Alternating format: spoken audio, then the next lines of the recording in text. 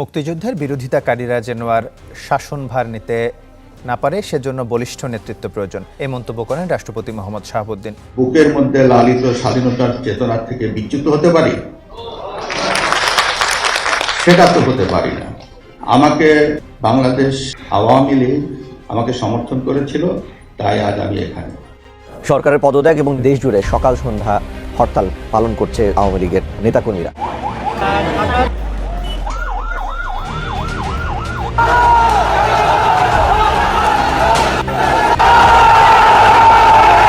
আমরা মাঠে নেমেছি, এবার আমাদের বিজয় সুনিশ্চিত। আপনারা দেখতে পেয়েছেন তারা খুব আক্রমণাত্মক ছিল, তারা বিনা উস্কানিতে আপনাদের সামনে তারা কিন্তু পুলিশের উপর ইটপাট তুলেছে, নির্বিচারে ছিল।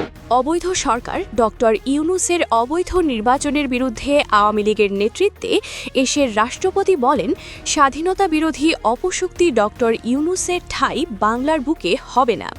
৭১-এর রাজাকার আল বদরদের যেভাবে তাড়ানো হয়েছে সেভাবে তার পতন করিয়ে আবারও প্রধানমন্ত্রী শেখ হাসিনাকে দেশে ফিরিয়ে আনা হবে। স্বাধীনতা বিরোধী ডক্টর ইউনূস এবং বাংলাদেশের কোনো দলকেই ক্ষমতায় আসতে দেওয়া হবে না। যারা মুক্তিযুদ্ধের বিরোধিতা করেছেন তারা যেন এই দেশে শাসনভার কখনো গ্রহণ করতে না পারে, সেই জন্য আমাদের বলিষ্ঠ নেতৃত্বের প্রয়োজন। আমাদের জাতির পিতা যাকে আজ শ্রদ্ধার সঙ্গে স্মরণ করি।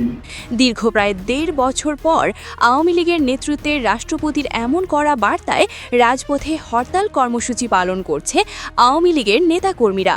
তাদের দাবি, আসন্ন নির্বাচনে আওয়ামী লীগকে অংশগ্রহণ করাতে হবে, না হলে এই অবৈধ নির্বাচন বাতিল করতে হবে।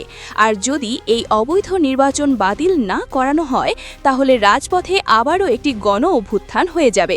দিনভর ঢাকা, চট্টগ্রাম, ময়মনসিংহ সহ দেশের প্রায় সকল জেলায় আওয়ামী লীগ ও পুলিশের সংঘর্ষের রণভূমি হয়ে উঠছে। এক পর্যায়ে কাকরাইল এলাকা পরিণত হয় রণক্ষেত্রে, ব্যাপক ভাঙচুর ও আগুন জ্বালানোর ঘটনা ঘটে।